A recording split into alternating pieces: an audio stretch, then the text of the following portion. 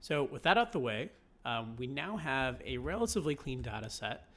Next, what I want to do is discuss the difference between a CSV and an XLS.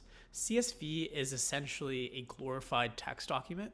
It stands for comma separated values.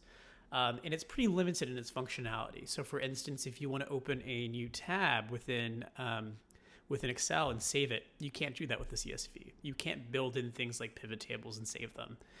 So a best practice if we're going to be doing our initial data analysis with an Excel is to actually go ahead and save this as an XLS format. So I'll walk you through that right now.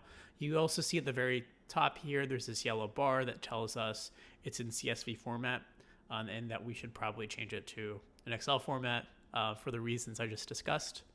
So we can just go ahead and click on File, Save As, and then all I'll do here on the File Format section is I'll change it to an XLS format.